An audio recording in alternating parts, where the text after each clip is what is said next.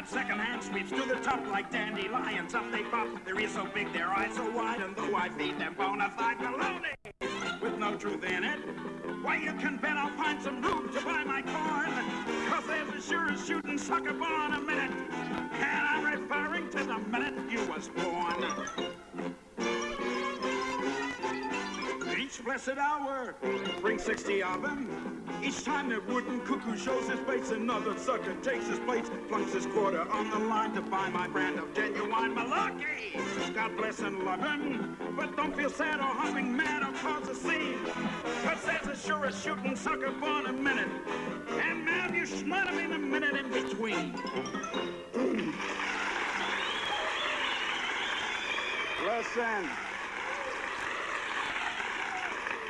You want to know about suckers? I'll tell you about suckers. I come from a family of suckers. I mean, they invented the word.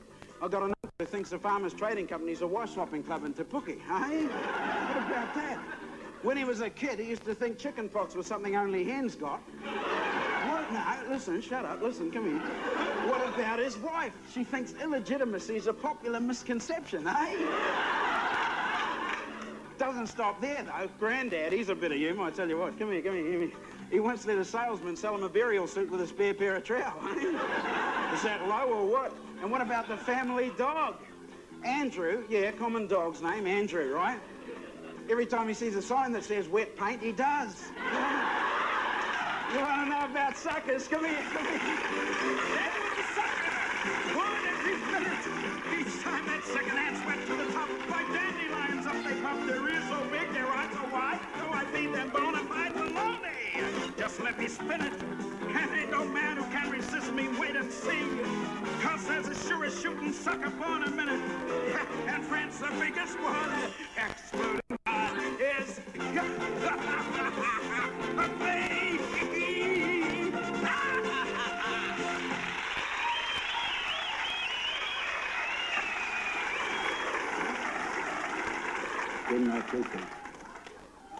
In Wellington today, at his office in the business, the Minister of Maori Affairs, Ben Couch, was asked what he thought of euthanasia, and he replied, "Oh, I reckon we should look after our own kiddies first, eh?"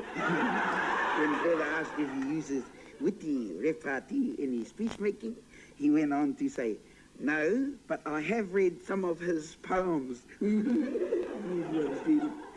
The cops in Auckland are on the lookout for a man believed to be masquerading as a Maori language teacher.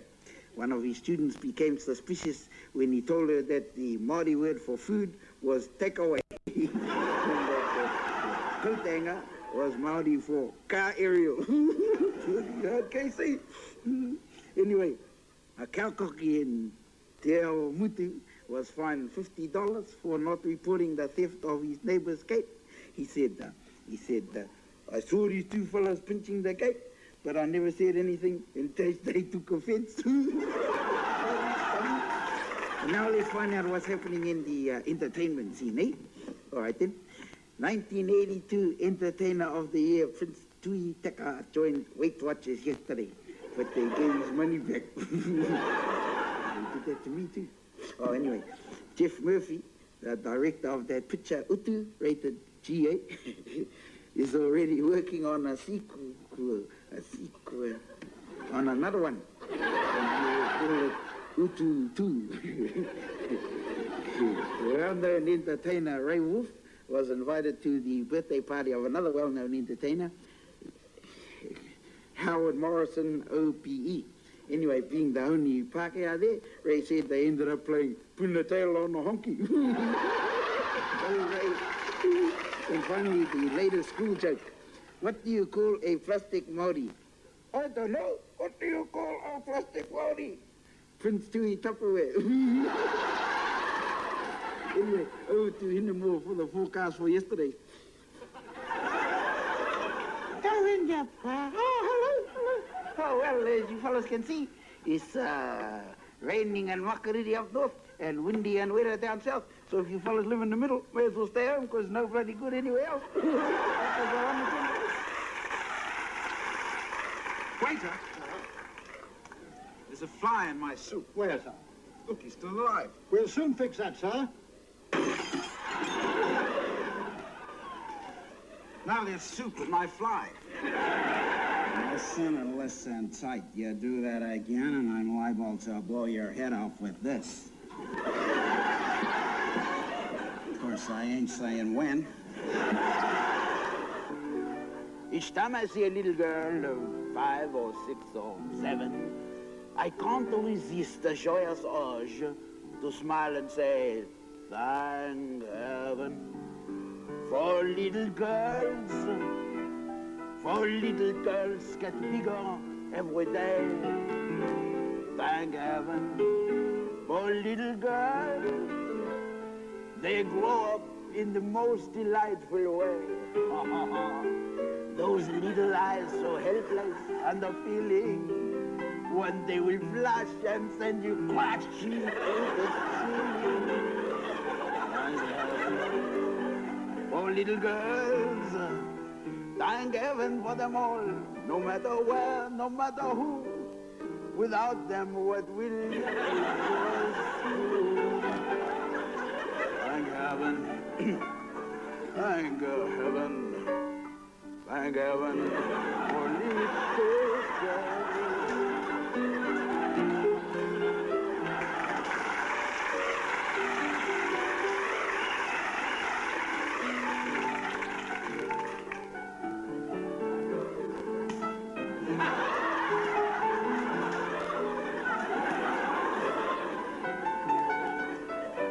Those little eyes so helpless and the feeling when they will flash and send you crashing through the ceiling. Thank heaven for little girls. Thank heaven for them all, no matter where, no matter who. Without them, what will little boys do? Oh, cool. You know, every now and again, me and my missus like going out and having a flash feed, eh? But for the uninitiated, for people who never done it before, it can be a bit embarrassing, eh? So let me fill you in on the do's and don'ts of Nouvelle dining, so that you don't look like a dork, all right? Get there a bit earlier than the set time, so you can have a couple of slurps in the cocktail bar and suss the place out, you know. Oh, and always pay the barmaid a compliment, eh? Because they like that. Madam? Oh, thank you very much. Boy, cripes, that's a choice dress you got on there, eh, dear? Oh, thank you. Where did you get it? Oh, Sheik's, Parnell, $290. What? Oh, rude, man. You could have got a new one for that, eh? When you get to the table, sit down and don't touch anything. The waiter does everything. Otherwise... Good evening, madam. Good evening, sir. Thank you.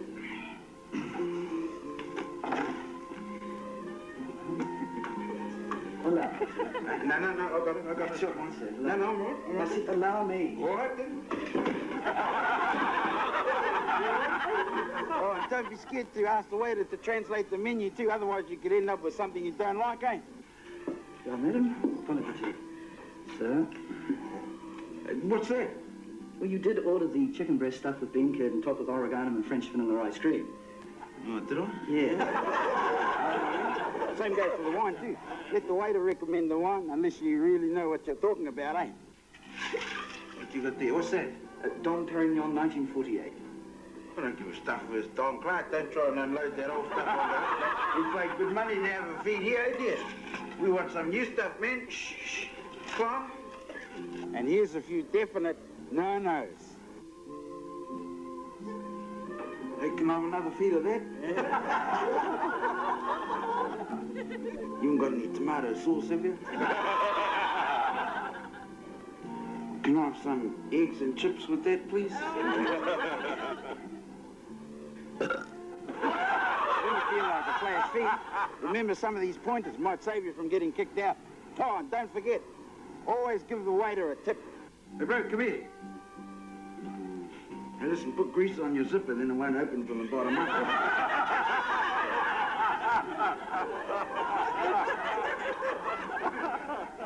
And next week, opening your own restaurant, and what do you need to start? Hey, Correa, come on, dear. Oh, Sonny, what can we do for you? Oh, my old man wants a bit of 4x2. Oh, yeah? And just how long does he want it? Oh, I think he wants to keep it.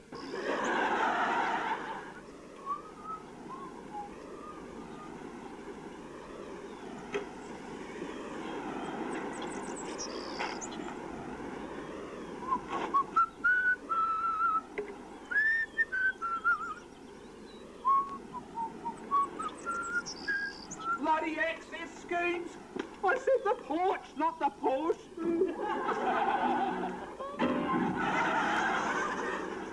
Oh, yeah. Oh, we got a great show for you tonight, folks. Oh, yeah. We got a lady whose vital statistics are 103, 24, 36. Hey, she gonna come out on the stage and try to stand up. Oh, yeah. You all know my pal and accompanist, Mr. Ken Lane. Ken's feeling poorly tonight, folks. He went to the dentist. He said, Doc, I got yellow teeth. What'll I do? He says, wear a brown tie. Oh, yeah. I mean, the teeth are great. The gums gotta come out. Hey. Oh, buddy boy, I'm gonna go over to the stool and sing a song, okay?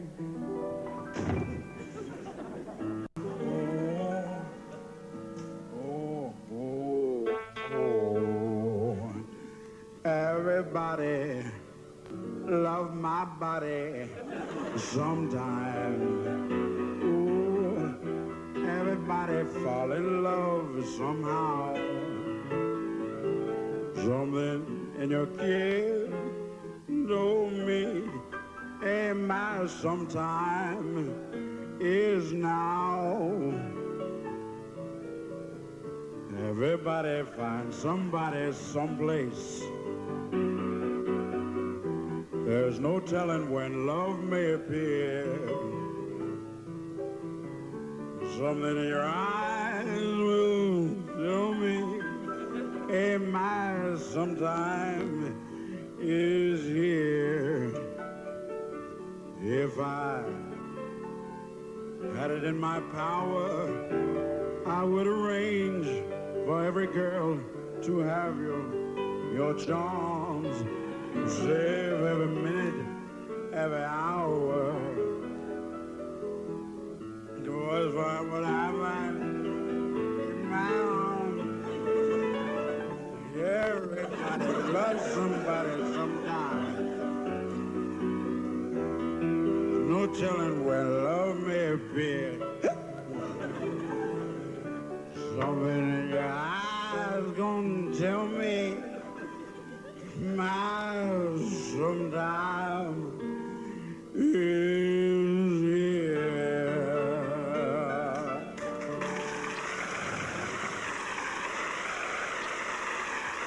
New Zealand, land of contrasts. Rolling hills tumble through gorse and bracken to give way to green and yellowed pasture land. Snow-covered mountains give the lifeblood of the land, water, to plains and valleys before mingling with the warm waters of the tropical Pacific Ocean. New Zealand, a land of people, white, black, brown, off-white, oyster grey and magnolia. But more than anything, a land of sheep. Sheep like these, 66 million of us. Yes, 66 million. Brothers and sisters, I'm talking to you. These could be your relations, your family. And who knows, brothers and sisters, one day it could be you. How long can 66 million of us stand by and let the slaughter continue? How long can we remain victims in our own country? We are the majority. We don't have to put up with this any longer. World power is here. Waitemata City. How many of us do you see here? Not many of us. No, our people have been kept out of the cities in conditions that are no better than work camps. It is illegal, for example, for a sheep to have a driver's license, to own a car, or to register a company on the stock exchange.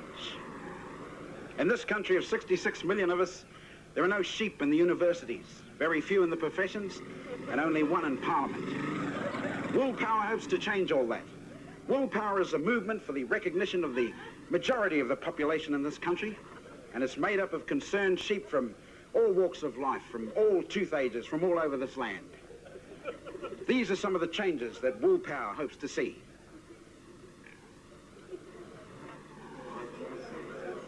Integrated classes, sheep learning and playing alongside non-sheep. And one day in the not-too-distant future, sheep teaching sheep and non-sheep alike. Will Power wants to see sheep have a voice in industry at all levels, especially in the boardroom. Gone are the days of the token sheep in servile positions. It's time for Television New Zealand to stop patronising us with a quarter of an hour every Sunday night and start making a fair number of culturally relevant programs. Will Power wants to see a current affairs bulletin every night at 6:30 called The U's at 6:30. Children's programs like Sesame Sheep and daytime soap operas like The Dags of Our Lives. There are 66 million of us. If we all leapt off the table at the same time, the whole world will tilt on its axes. Sheep are powerful. Join Wool Power now. This is Stan Marino saying good night. And remember, vigilance will keep you from being a car seat cover.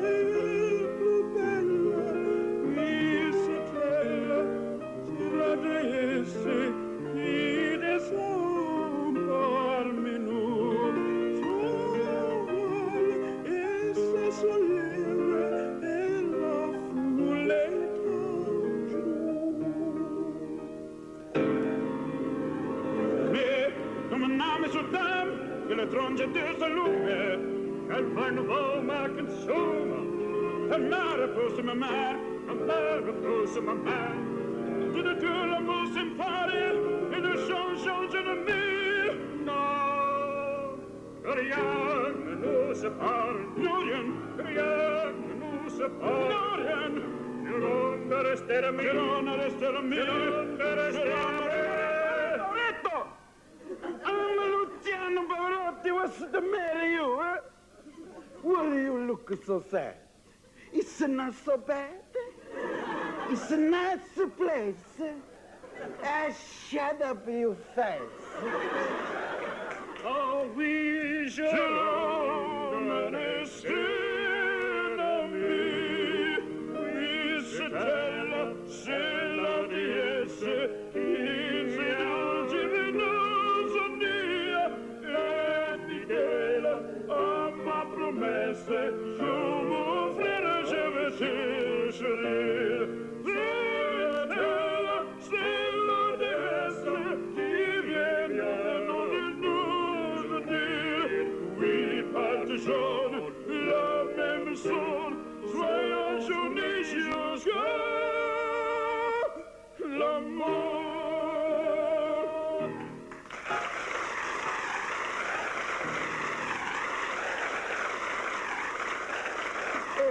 Hello. How are you? My name is Pierre, and I'm an artist. And I tell stories while I'm doing drawings. Anybody here in the Navy? Because this here is a story about the HMNZS Taranaki. In English, that's Taranaki.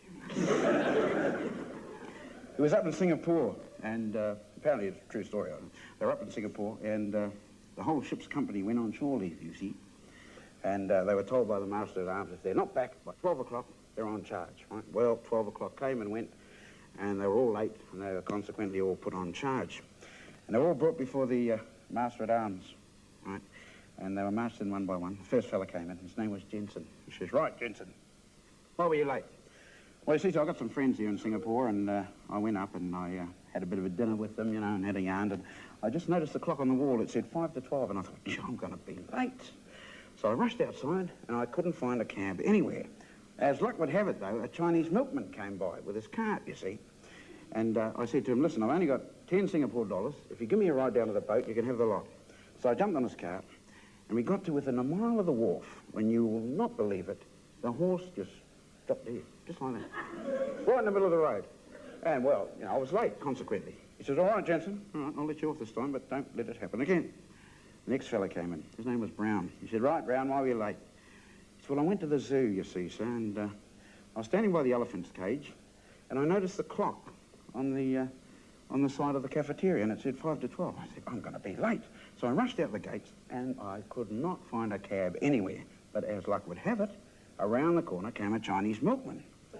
Now, I approached this fellow, and I said, listen, I've only got 10 Singapore dollars. You can have the lot if you give me a ride back to the wharf. He said, no sweat. I mean, in Chinese, something, you know.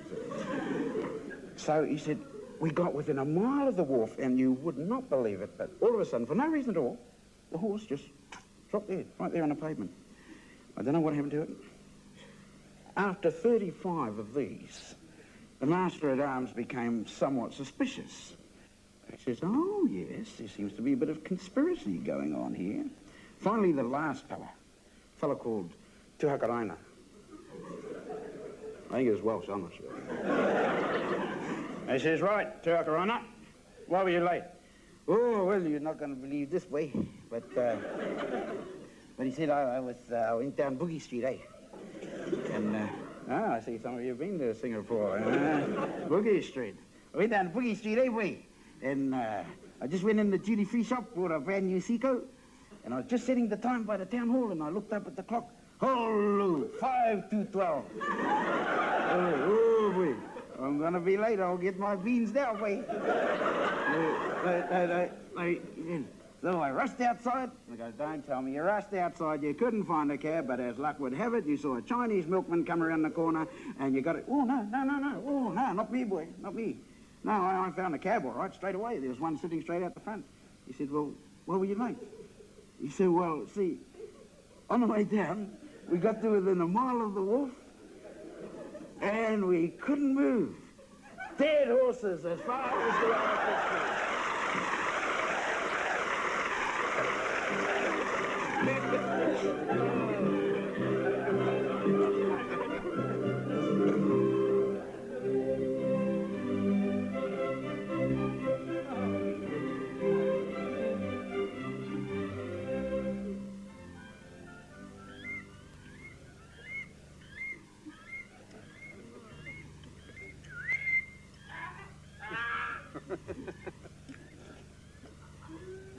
Get there.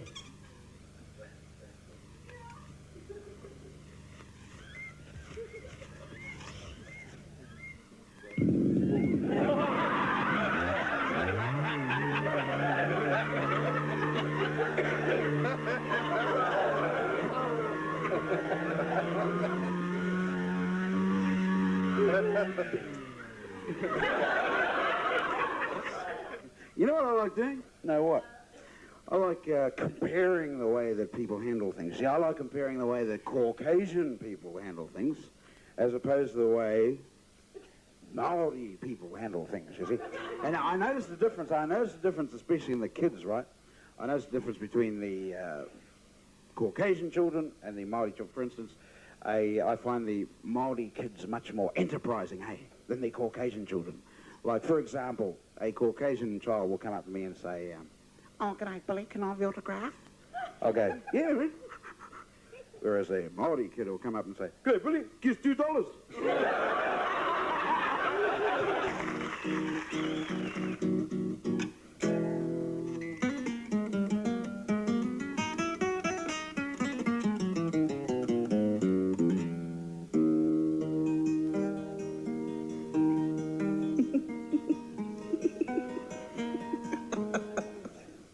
Sorry, I was thinking of something silly there. Sorry, I'll do it again.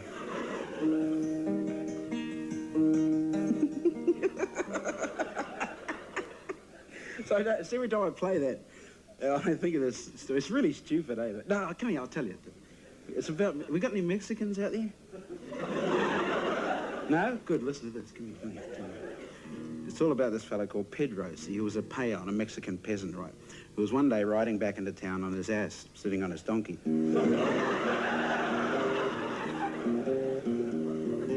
When all of a sudden, out from behind a cactus bush came Black Pete. Now, Black Pete was the meanest bandido in all of Mexico, and he has a gun, and he says to Pedro, Pedro, take off your sombrero, Pedro could do nothing, had to take off his sombrero. He said, Pedro, eat your sombrero. Pedro could do nothing. He had to eat his sombrero. And while he was eating it, Black Pete laughed and he laughed. But while he was laughing, Pedro grabbed the gun off him and said, okay, you, Black Pete, you take off your sombrero. Black Pete could do nothing. Pedro had the gun. You eat your sombrero. Black Pete had to eat his sombrero. And while he was eating it, Pedro laughed and he laughed. And he jumped on his donkey and rode into town. All of a sudden, on the outskirts of town was Black Pete's wife. And she said to Pedro, Pedro, you seen Black Pete? Pedro said, sure, we have lunch together.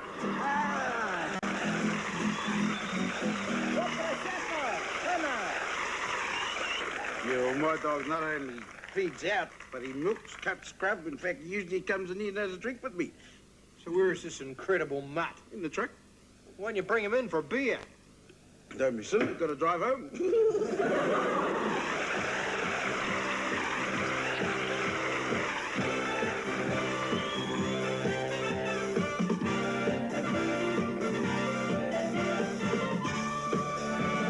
Where can you find pleasure? Search the world for treasure. Learn science, technology.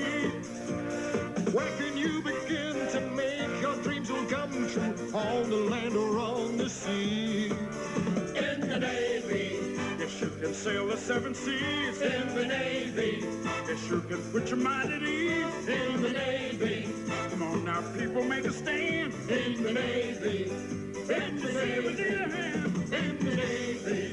Oh, can't you see we need a hand? In the Navy. Come on, protect the motherland. In the Navy. Come on and join your fellow man. In the Navy. In the Navy. Remember when the Butchers drove Jaguars around? Remember when the Boners had nights out on the town? Now those days are over, the cars are repossessed. A one-day working week now and 5 off for arrest. Let's go! Let's go! Let's go! Aquaman! Who wants to be an Aquaman? Aquaman! Who wants to be an Aquaman? Aquaman! Who wants to be an Aquaman? Let's go, Aquaman! Who wants to be Aquaman?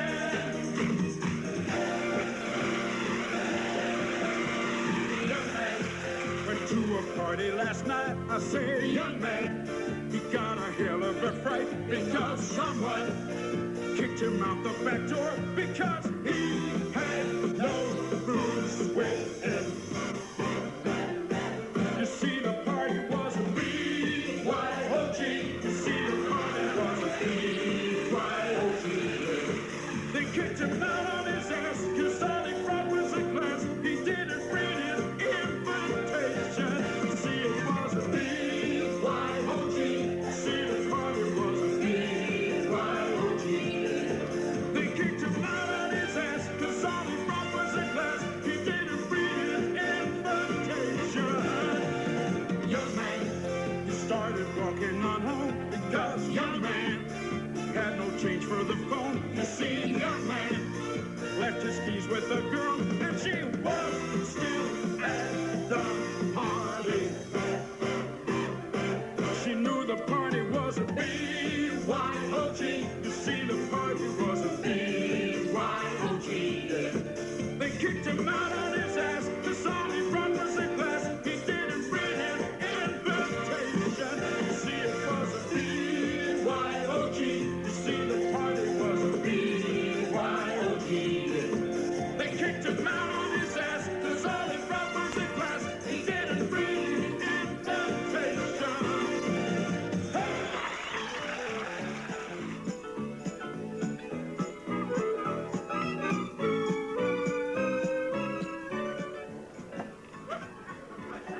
Oh, kia ora, kia ora.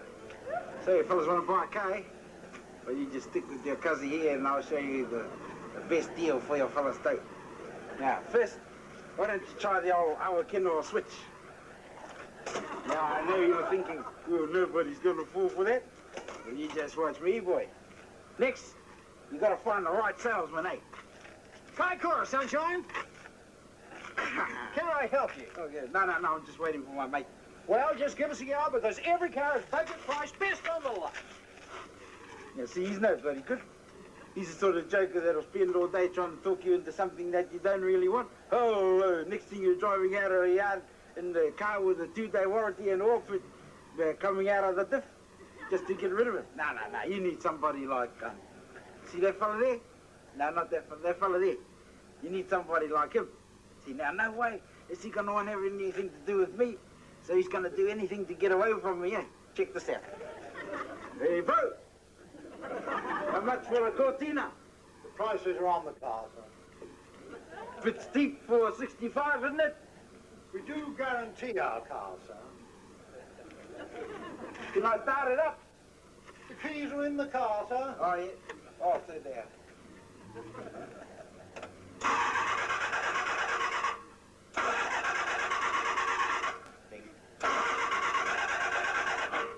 You won't start, man. Now, what are you doing? For goodness sake, let me see. Look. Stop a second. Let me see what you're doing. Sorry, you want? I can't. Oh, I tell you what. Oh, knock off $500 and I'll give my cousin to have a look at it and we'll forget about the warranty, all right? All right. Now, does that mean you'll be buying the car? Oh, hang on. I've got to check the rest of it out first. I won't give you a moment, Mr. Cross.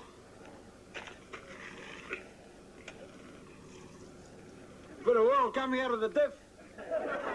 We'll deduct it. I'm sure your cousin can fix it.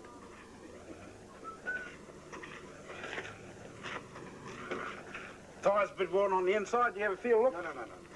We'll deduct the price of 4 new tyres, all right? All right. Now, do you want this car or not? Hang on. Door won't open. Yeah, well, look. No. All right. I'll get my cousin to fix it. Another deduction or what? All right. Another deduction, yes. But do you want to buy this car or not? Well, how much is it after all the deductions? See. There. Well, that makes it nearly the same price as that one there. What? What a rip-off. I may as well just buy this one. Well, why don't you just buy this one then? All right, I will then. Hey, no sweat. Next week, I'm going to tell you fellas how to get a license, all right? Yeah, see you later.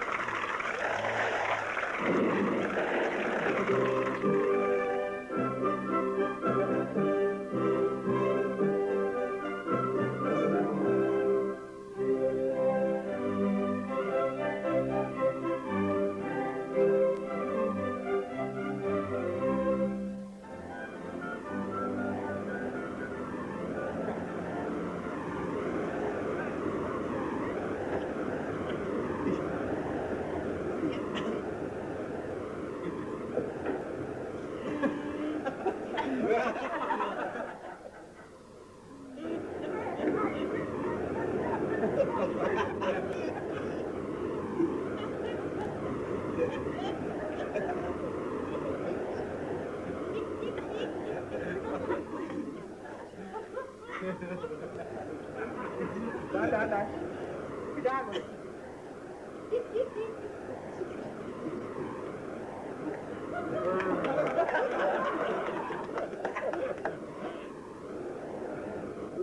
Ship up there for repairs later on this week.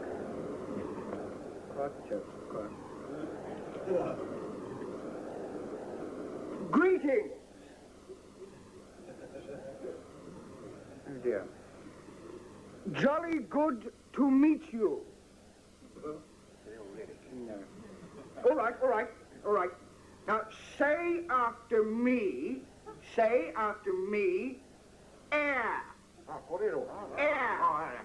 Air. Air. Very good. Yes. Now say hair. Now say lair.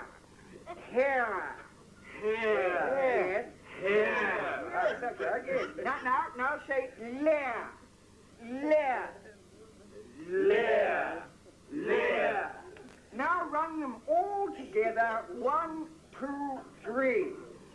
Air, there. Hello there. How do you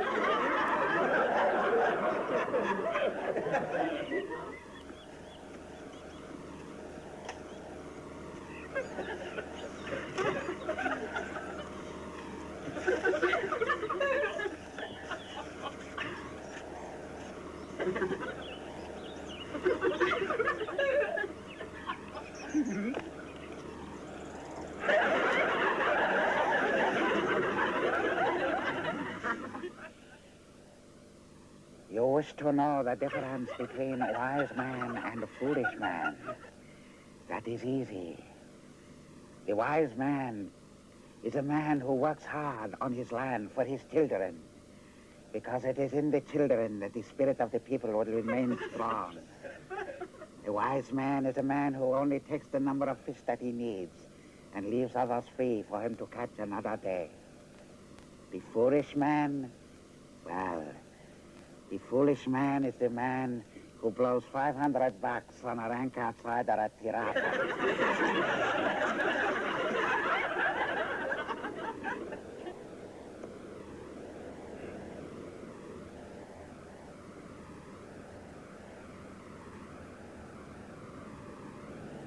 Oh, yeah, what a spank.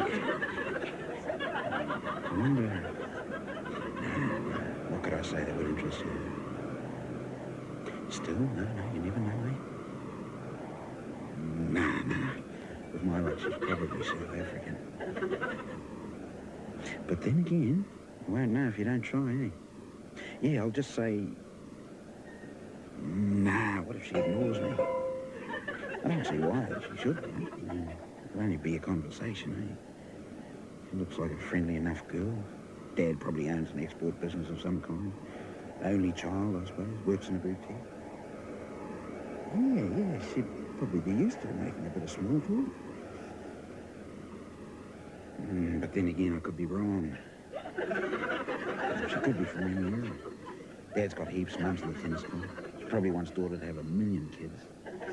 Dad will want son-in-law to take up a position in the company and do all the piddly-ass jobs with no time off unless it's time to spend with his precious spoiled brat of a daughter and her equally spoiled kids, while the son-in-law has to work his bum off 24 hours a day. Hey, tell your old man he can stick his job, all right?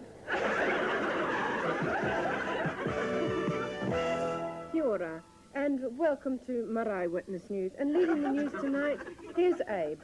And from the courts, an electric Sparky was charged with battery yesterday and spent the night in a dry cell. And now over to Abe. Oh, is it? Oh, well. A man was sentenced to 12 months today for vandalizing bicycle wheels. His friends said they weren't surprised, as he was always outspoken. And finally, a nude parachutist was seized by the authorities. Then he landed in the streets of Istanbul. The man said he had no choice. He just went ass over Turkey. Good evening, ladies and gentlemen. Welcome aboard flight BA4. This is Marsha speaking. Tonight we'll be serving 2 meals, and for the other 342 passengers, stuffed titties.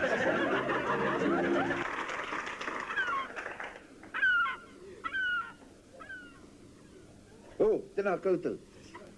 The Māori entertainer Billy T. James appeared before the Race Relations Kiwi after receiving heaps of complaints about his new record. I'm dreaming of a white mistress. Also on the show business scene, Howard Morrison, OPE, has started up a new outdoor safari business called Howie's Unique Pig Hunting. When he was asked how you hunt a unique pig, Howie said, "Easy, unique up on it." And now over to Derek Fox to wrap up the news.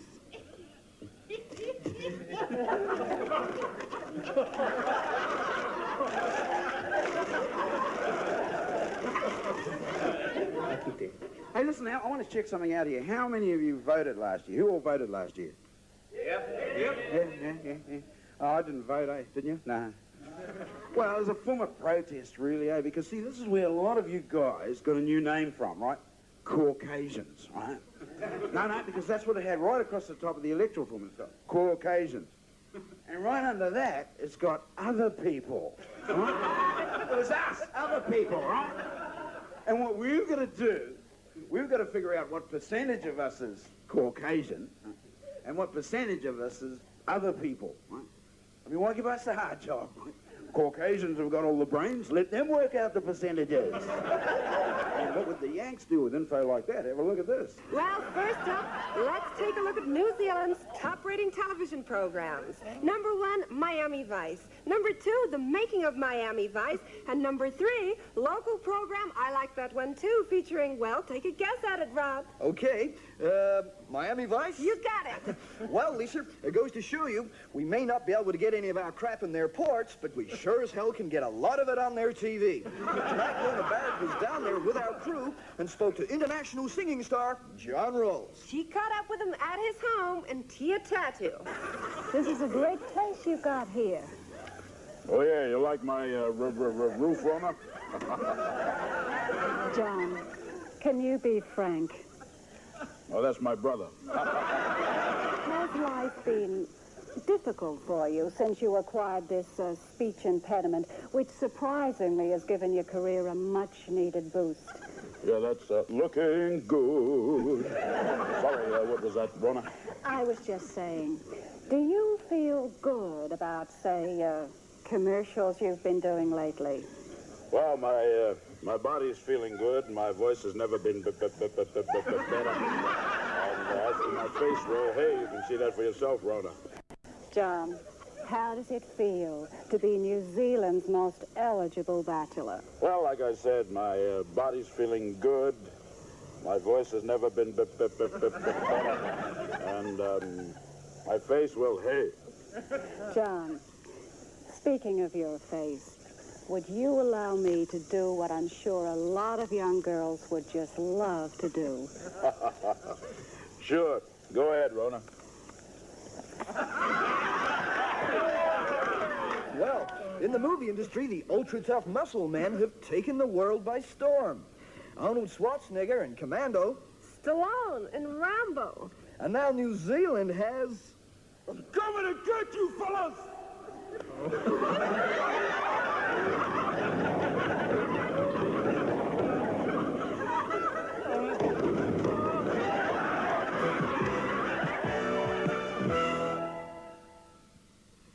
Oh, kia ora. Angela's cook. So I'm filling in the space for tonight. All right? Okay, then.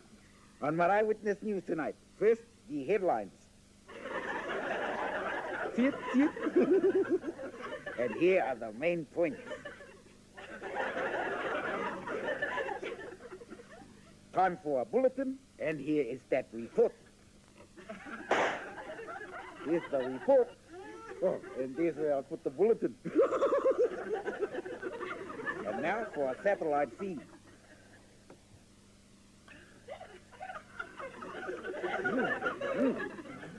Fine. Very nice. And now, here's the main points again. And now it's over to Angela and the weather.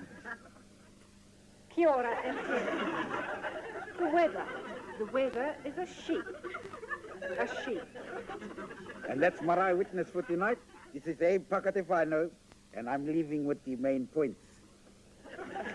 Take your later. G'day. I'm Vince Martini. Used to have a moustache. Fell off. Ask her, fell off. That's why pretty soon you're going to see places like this everywhere. Pretty hairy, eh?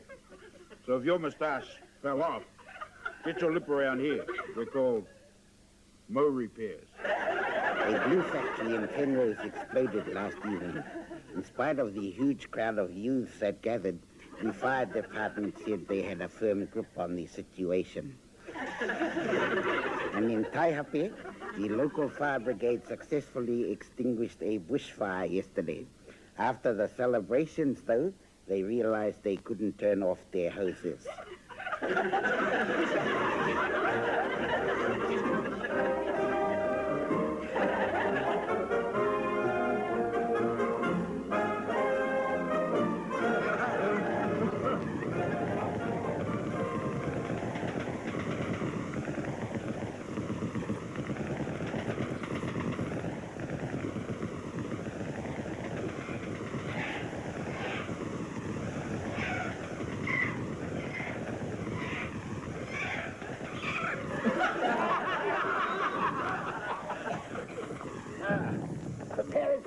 post, eh, Private? Oh, yes, sir.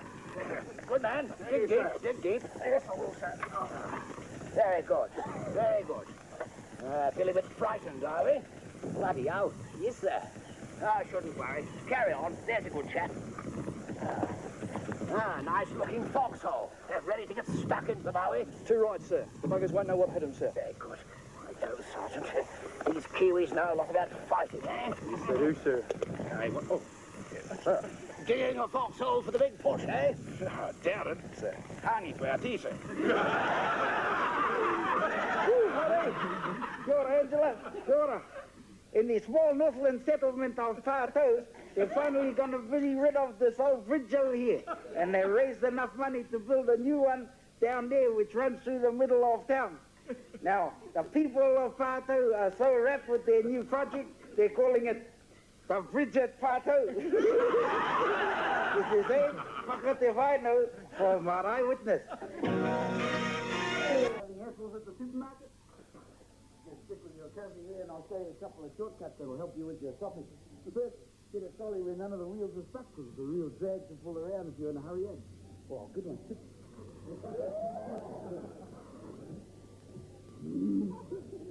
You've got to have easy maneuver, easy steering so you can get out of the right trip. Some of these trips are really heavy, man. See what I mean? Now get the heaviest thing first, then you've got a bit of weight to get through all those tricky but play like this.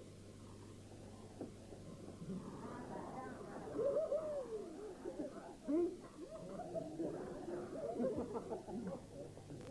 See that? See, do not squeeze the freak, but it doesn't say do not taste the freak. Nah, think. Think, too. Sorry.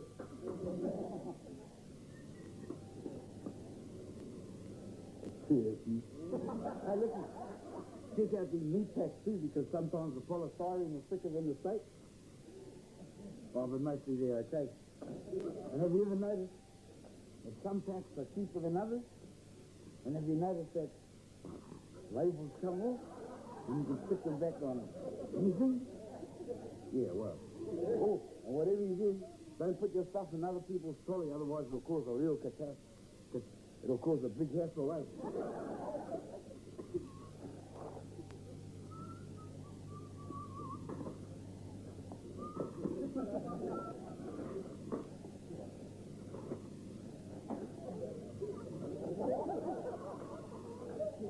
Put these pork bones in here. Certainly not. But you must have. I don't eat pork. Well, I eat pork bones. Certainly not pork bones. They're not my pork. These yours.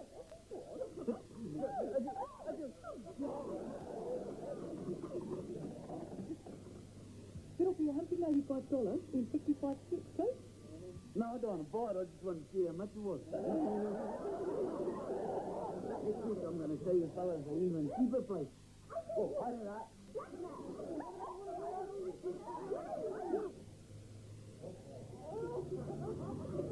When I get my bag, I'll fix the two.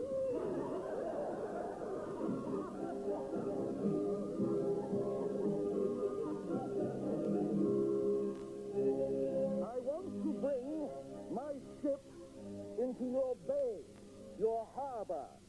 How say you, Captain? You say no to the greatest power in the world? Why?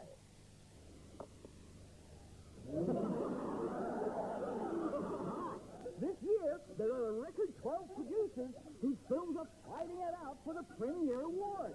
But there is only one man in Hollywood who has enough money to influence the judges, and that, of course, is Sylvester Stallone, with his box office smash Rocky 32. Boy, what a bummer. Here's Rona. Sylvester, has your boxing experience hindered your acting career in any way? I'm learning the wall. I'm gonna do this and I'm doing it for day fights, you know what I mean? I'm freaking out, you know what I mean, Rona? Perhaps you could take them outside out. Oh. Thank you. As I was saying, has your boxing experience hindered your acting career in any way? Let's have him for him. Some of you go down in the city, I would tell if they want him running around me, the dolly flooding and a rumble and all a new runner. Is that right? Right, now, get up there, that's the diagram, count that, right, that, yeah. Choose the player. Choose the player. Do the over, eh? Yeah. Yeah. Yep, leave your hand this one. Yep, there it is. I'll turn it around. Right. Now, rule number 1. The white player always starts first. Right, good one.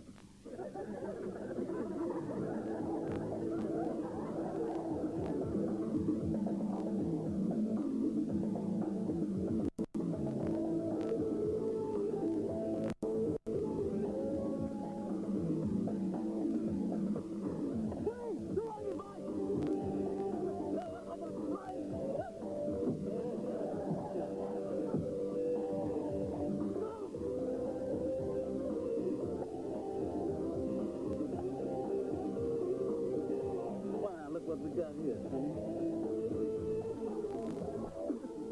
100% pure, uncut white paint. It's just enough piss on you. It's just a few ounces for the blood.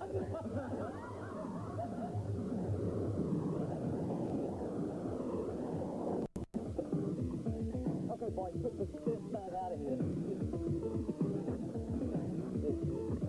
Nice work, boys. What do we got here? 1 kilo of the bass, Lieutenant. Got a street value, maybe 50, 60 bucks. Nice buck. I'll take that. Now listen, I got news of the big one coming down. You don't know? Yeah. Trout. So you want some work from white plate in this trout, right, son? Right. We both have to go undercover. We both be a couple of TV and Z newsmen. But Chief, we don't have a clue, is that? Perfect. TV and Z newsmen. What it means is, who are we after? We don't know what he looks like. But our man, big fish. Not it. Right. Now we know you'll be in this area tomorrow. And we got a name. Hooker Ranch. Hooker Ranch.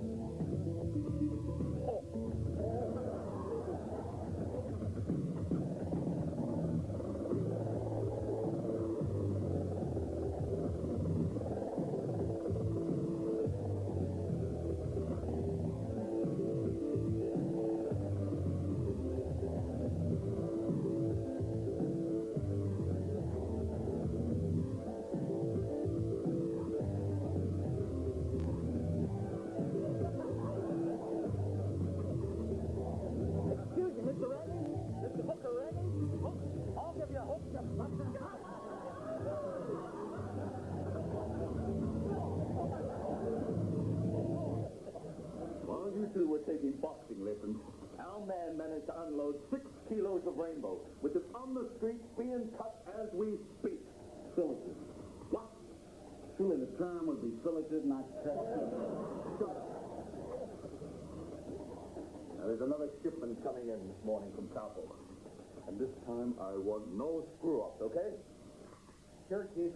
And no guns. Hey, what is this, Lieutenant? Huh? We got a tow rag here feeding trout to our kids.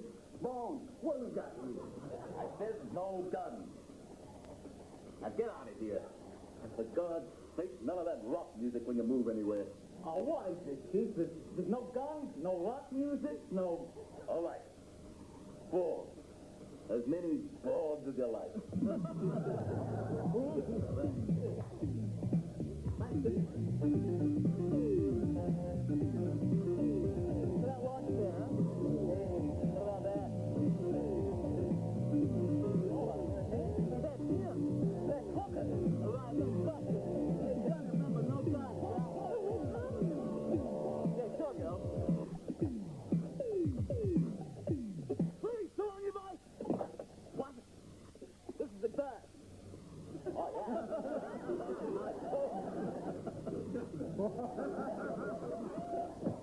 Okay, put the rod down and get your hands up, Motormouth. Yeah, what he means is you're under arrest for dealing top fillers to our kids, you asshole. Where is the trap?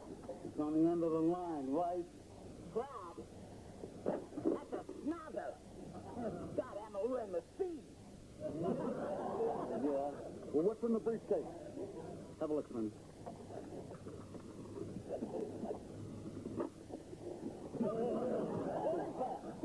Oh, he's getting away.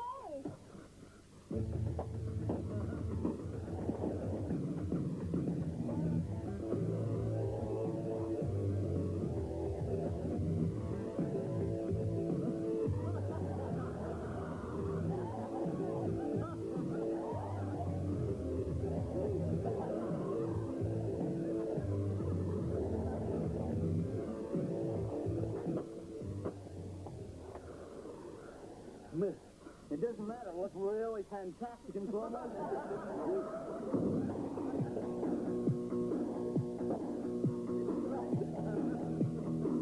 Hey, I hope they play some of that heavy rock music, son.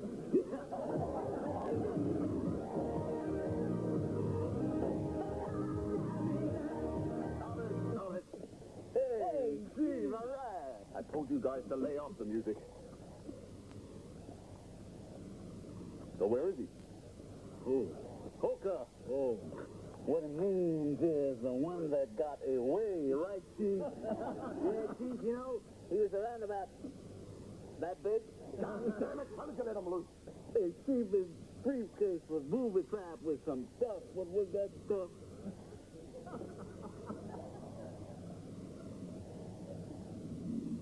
Don't you guys realize what this is? No, what is it, Chief? Top-grade flour for the batter. What you doing now, Chief? I'm wrapping up these things.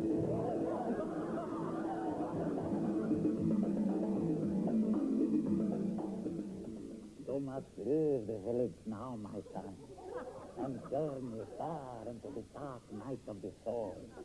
After climbing the mountain which guard the souls of your ancestors, you must travel to the spring, which is the soul of the Ganges. There, you must find a very old and wise man with a white beard. And you must seek the truth. And the packet of Rockman, it is with you. Don't forget the top of You two pieces of rope, they were lying outside this pub. One piece of rope went inside and jumped up on the bar and said to the barman, cut off a trick face. "Pardon, Chief. I'm sorry you don't serve rope in here." Right, Chief? Beg your pardon? You don't serve rope in here? You're a piece of rope, aren't you? Oh, yes, I am. Yeah, we don't serve rope in here. So we went back outside to his mate and he said, "Oh, I want to get a drink in here." And his mate said, "I'll get a drink. Produce your coat." So he got his mate's coat and he brushed out the top of his head and he tied himself in the boat and he walked into the pub and jumped up on the side. Yes, I'd like to drink, please. Barman said, Oh, I'm sorry, we don't serve rope in here. I beg your pardon? Said we don't serve rope in here. You're a rope hunter? He said, I'm afraid not.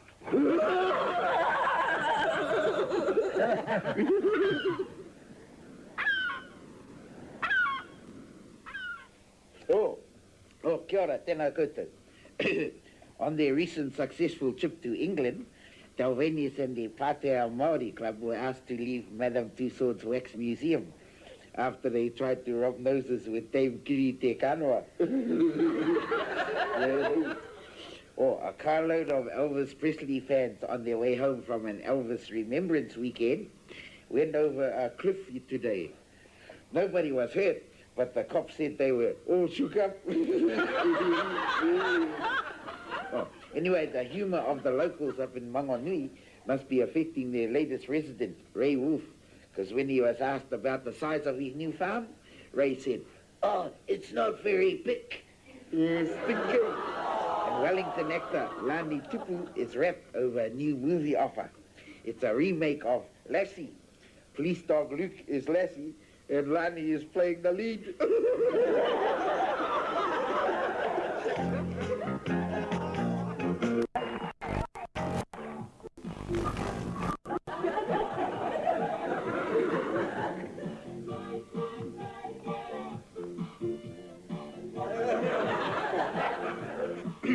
Hi, girls. I'm John. This is Chuck.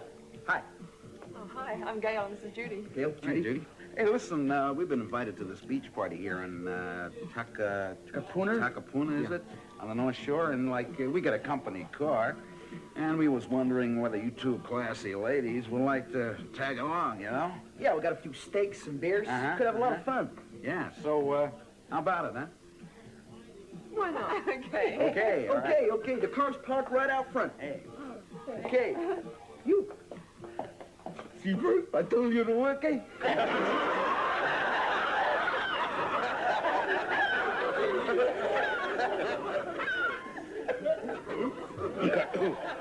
Oh, sorry.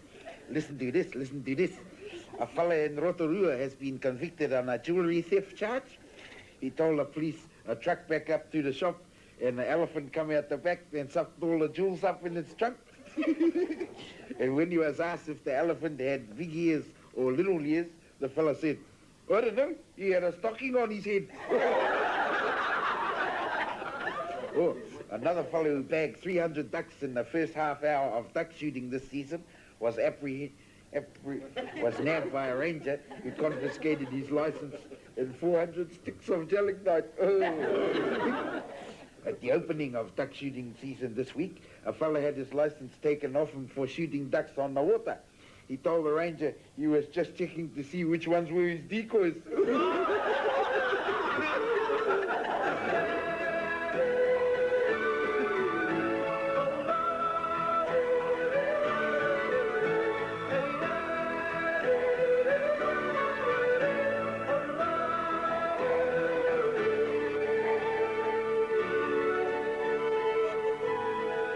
Jacques Cousteau and his crew aboard the good ship Reggae have come to Nouvelle-Zélande to look for a remarkable creature peculiar to these islands called the orange roughy. While steaming up the Waitemata, the Reggae and her complement had their first encounter with another strange phenomenon unique to these waters. No, we don't have any nuclear weapons aboard the Reggae. No, just wetsuits and silly accents. Okie-dokie, eh? Eager to get on with the job at hand, Cousteau recruited a local fisherman, Max Terrakehe.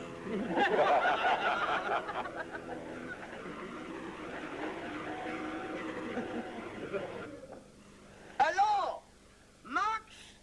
We are in search of the great and wonderful orange roughy. The what? Orange roughy, you know, orange roughy. Oh, you want to got a Coromandel boat?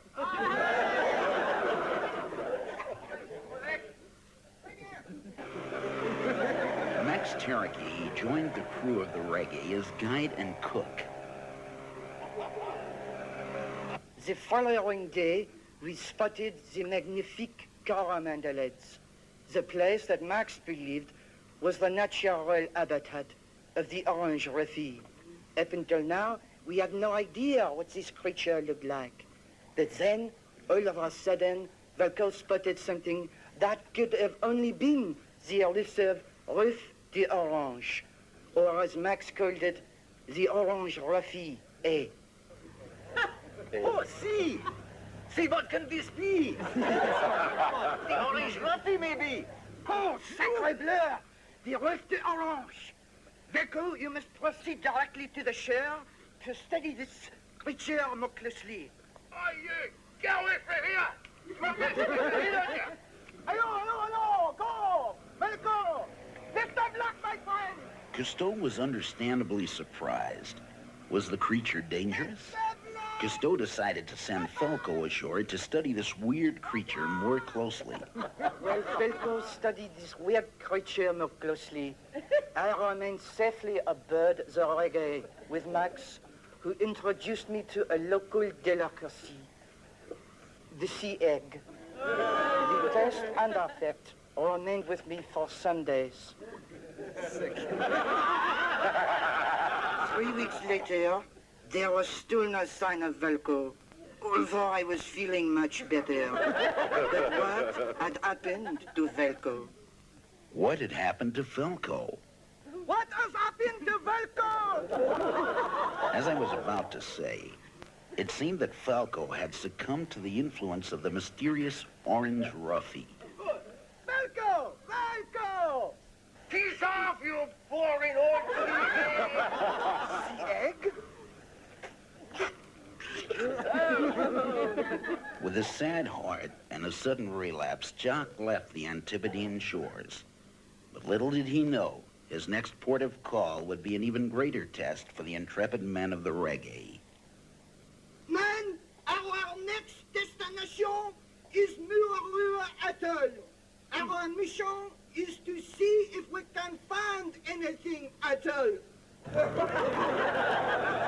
To this day, Max is still with Cousteau. In fact, they have a dinky little apartment on the Rue du Guy. Falco, however, is still living on Coromandel Heads. And as for the sea eggs, that's another story.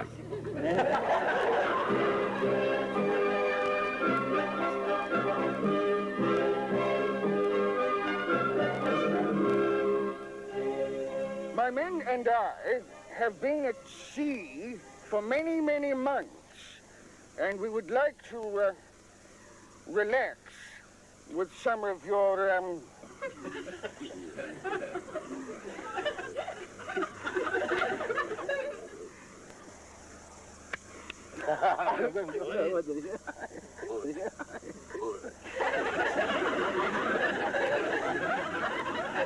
Hey, listen, I don't know if you've noticed that the ever-increasing Japanese population that seems to be coming in New Zealand now, a lot of them are staying here now. And that's okay because Japanese people are okay and they spend heaps. And because of that, I've been learning how to speak Japanese. Have you? Yeah. And I must say I was influenced by that program Shogun. Remember that? Remember Shogun? Remember this guy in Shogun? Remember this guy?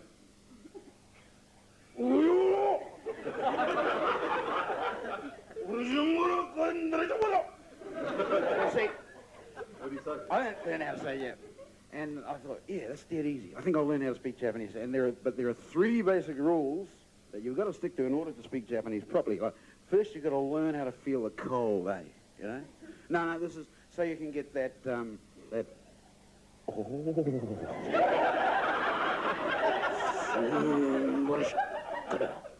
Secondly, you must. This is very important. Secondly, you must have experienced constipation. No, listen, no, don't be stupid. No, listen. No, it's very important. No, it's very important. So you can get that.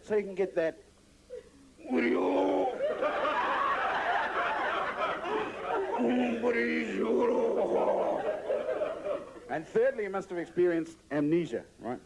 So you forget everything you ever learned, right? And you put those three ingredients together, you've got perfect Japanese. First of all, learn how to feel the cold. Secondly, constipation. Thirdly, amnesia. Amnesia. Perfect Japanese. Comes out like this.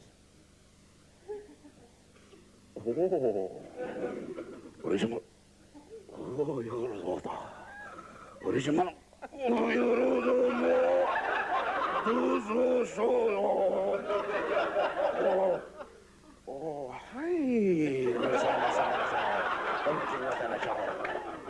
This is so cold and impersonal. It's so Pākehā.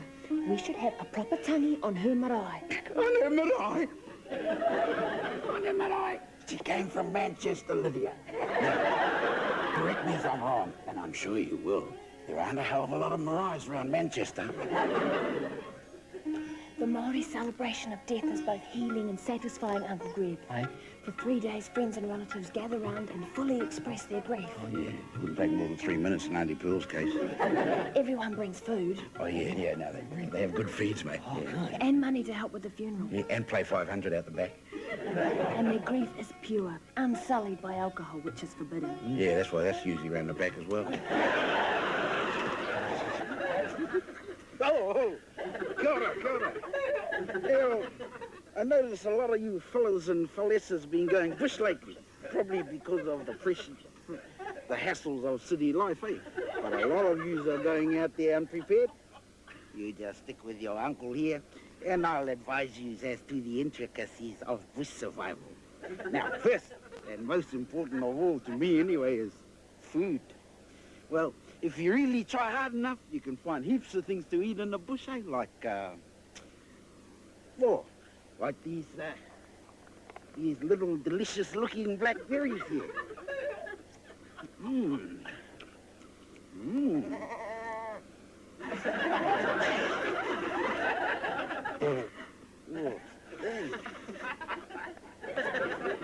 Then there's the good old hoo-hoo bug. I'll say that's for the kids.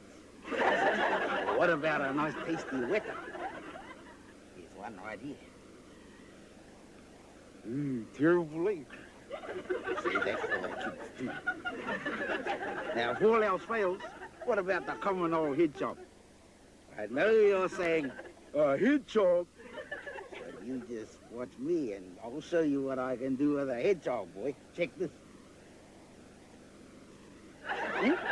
Hors d'oeuvres, anybody? Oh, don't mind if I do, thank you. Delicious. Now, second most important thing is a tire. You got to have the right gear, eh? Man, this sort of gear would be totally useless in the bush.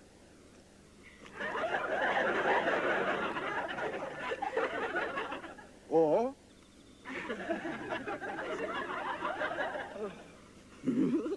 what about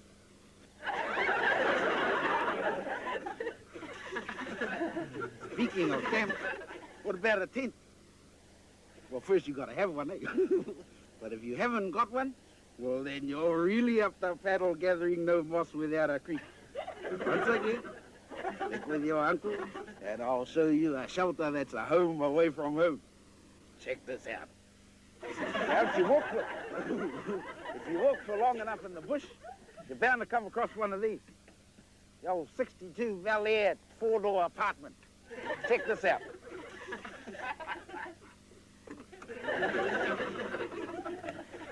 Dining room, table, laundry, and toilet. Lounge and bedroom.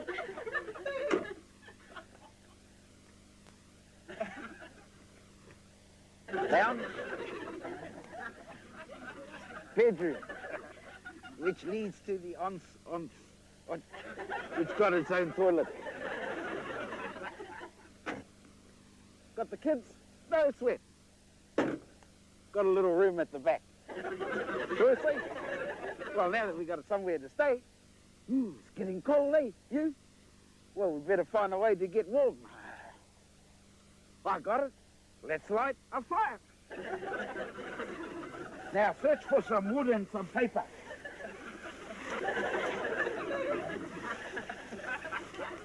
Oh, here's some right here.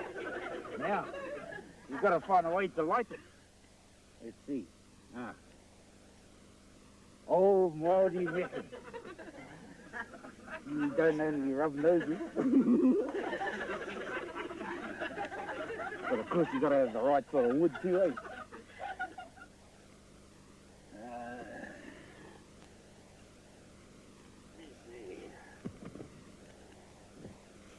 There we go.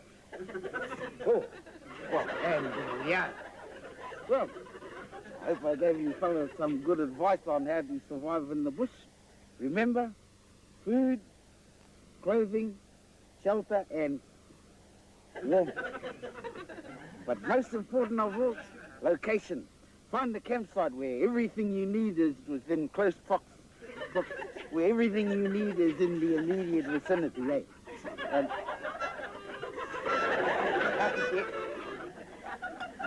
just 2 blue tops and Strange are the tales told of the Pacific. Tales of a mighty fleet of 7 great canoes voyaging from Hawaii to land in Aotearoa after a voyage of incredible hardship. Not so well known is the even stranger tale of the mythical 8th canoe, which, for reasons lost forever in the mists of history, cleared off in quite the opposite direction to make landfall on another small island after a voyage of incredible stupidity. The 8th canoe of the Fitzallards. here I am, standing outside Dublin's famous Museum of Natural History. Amongst the priceless relics, there's no more stupid an exhibit as this. Sorry. It's all right. Hello, Patrick. Patrick? Patrick O'Porticky. Hello. Yes, here it is, here. The legendary canoe of the Fitzarwas. It was found in a tractor shed in County Kerry, or what used to be called County Kerry. So they travelled all the way to Dublin in this craft? Alas, no, they bust, but not before a settlement was built in Cork. In Cork? Well, the traditional totara and cowrie being somewhat thin on the ground here in Southern Ireland, you see. What did they live on this journey? Oh, social welfare checks mainly. Were they fearful warriors? Oh, yes. Yes. Fearful of everything. Spiders, ants, bumps, and the like. No, what I meant was, what size were their weapons? Well, you've got to consider it was a lot colder here. So consequently, they're... However, they did wreak fearful havoc with this little fella here. On opposing tribes? No, on themselves. They drank the stuff as if there was no tomorrow. What possessed this mighty race to travel from the warmth of the Pacific to the windswept shores of Ireland? Oh, scenery, perhaps. But if you want my opinion... Yes. If you want my opinion, I'd say it was the lure of the potato. The potato? A potato, yeah. Small, hardy tuber. You make chips and mash them. I know what a potato is. Well, see, they had a strange and powerful ceremony, which was founded entirely upon the cult of the potato. I see. Is this ceremony still practiced today? No. However, we do have a film archive which proves conclusively that the Fitzarwas was performed. And here is that priceless celluloid, shot in a paddock in County Kerry by an obscure and obviously inexperienced Irish photographer. The awesome dance known to the Fitzarwas as Tiwata Spud. Or the song of the potato. Thank you.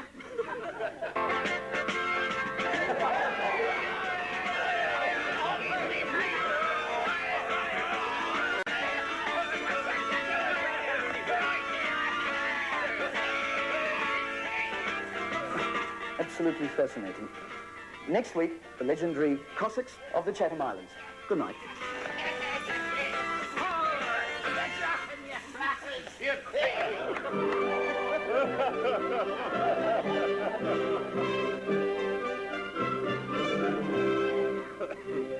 Now, I would like to buy the beach, all right?